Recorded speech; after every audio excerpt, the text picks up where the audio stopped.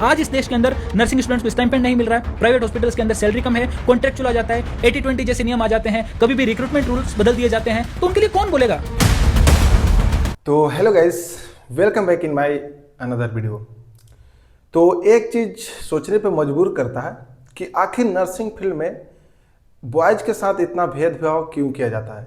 आप कहीं भी सोसाइटी में भी कहीं जा रहे हैं, अगल बगल कहीं पे भी दोस्त हो, तो आप सुनोगे कि नर्सिंग कर रहा है, वो भी तुम, मतलब नर्सिंग को एक गर्ल्स के नज़रिए से देखा जाता है कि नर्सिंग कर रहा है मतलब नर्सिंग है तो सिर्फ गर्ल्स ही करती है, लेकिन ऐसा नहीं है। नर्सिंग में बॉयज़ का भी बहुत इंपॉर्टेंट रोल है, क्योंकि बहुत सारे ऐसे वार्ड हैं जहाँ पे बॉयज़ का बहुत ज़्यादा रोल होता है, वहाँ पे उनके उस तरह के वर्क भी होते हैं जो नर्सिंग को एक अलग ही नज़रिए से देखते हैं। इस चीज़ को गवर्नमेंट के द्वारा भी देखा जा रहा है। ऐसा मैं क्यों कर रहा हूँ? क्योंकि बहुत सारे ऐसे कॉलेजेज हैं, बहुत सारा ऐसा यूनिवर्सिटी है और कुछ जॉब भी हैं जहाँ पे एक बॉयज़ एंड गर्ल्स की रेशियो में एडमिशन लिया जाता है, और कहीं पे बॉयज़ एंड गर्ल्स की रेशियो में यहाँ पे एम्स जो नॉर्सेट एग्ज़ाम होता है उस पर 80-20 का रेशियो है, जहाँ पे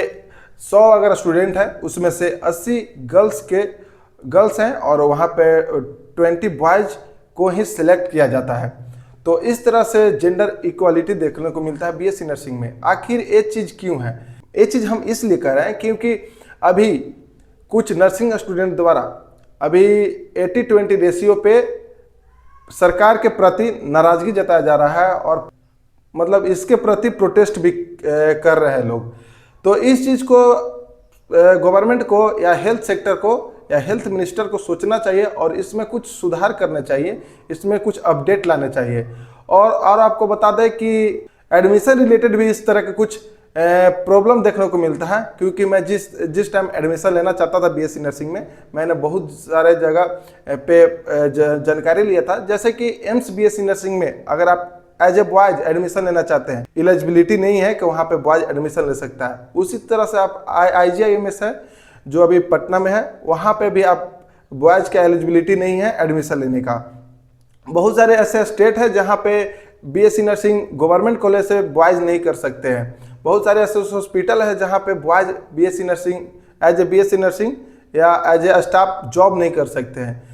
खुद गवर्नमेंट एम्स नॉर्सेट में 80-20 की रेशियो में जॉब निकालती है। अब तो उसी चीज़ को देखते हुए बहुत सारे ऐसे स्टेट हैं जहाँ पे इसी मतलब क्राइटेरिया को फॉलो किया जाता है, 80-20 के रेशियो या इसी तरह के क्राइटेरिया को फॉलो किया जाता है नर्सिंग जॉब के लिए। तो आखिर जो बॉयज स्टूडेंट नर्सिंग कर रहा है, आखिर वो कहाँ जाए? उन्हें भी पूरा दायित्व है इस जॉब को करने के लिए, ना कि उन्हें डिवाइड किया जाए कि आप इतने रेशियो में ही आपको सेलेक्ट किया जाएगा। और इस समस्या को हमारे हेल्थ सेक्टर के द्वारा, हेल्थ मिनिस्टर के द्वारा सॉल्व किया जाए और कुछ अपडेट लाया जाए, ताकि एक बॉयज नर्सिंग स्टूडेंट को थोड़ा राहत मिल सके और वो भी अपने जो फ्यूचर प्लानिंग है वो गवर्नमेंट जॉब में कर सके, और एम्स जैसे हॉस्पिटल्स हैं बड़े बड़े सेंट्रल लेवल पे, उसमें जॉब करने की अपॉर्चुनिटी मिले, वहाँ पे एलिजिबल हो पाए। क्योंकि 80-20 रेशियो में ऐसे कम स्टूडेंट होते हैं जो सिलेक्ट हो पाते हैं एज ए बॉयज, क्योंकि उसमें गर्ल्स का रेशियो ज़्यादा है और बॉयज़ का रेशियो कम है। क्योंकि आज नर्सिंग में जब हम लोग सेमेस्टर के एग्ज़ाम देने जाते हैं, तो आज गर्ल्स से बॉयज़ का संख्या कम नहीं है, क्योंकि अब बॉयज़ का भी संख्या नर्सिंग फील्ड में बढ़ने लगा है और कंपटीशन उतना ही टफ होने लगा है। तो क्योंकि नर्सिंग करने के बाद एक प्राइवेट सेक्टर में सैलरी बहुत कम दिए जाते हैं, और उसमें अगर एक नर्सिंग स्टूडेंट प्राइवेट कॉलेज से पढ़ के अगर चाहेगा कि वो अपना फीस भी क्लियर कर पाए, तो उसको भी करना मुश्किल सा लगता है। और इस चीज़ को देखते हुए एक स्टूडेंट सरकारी जॉब की तरफ जाता है तो बहुत कम वैकेंसियाँ निकलते हैं सरकार की तरफ से।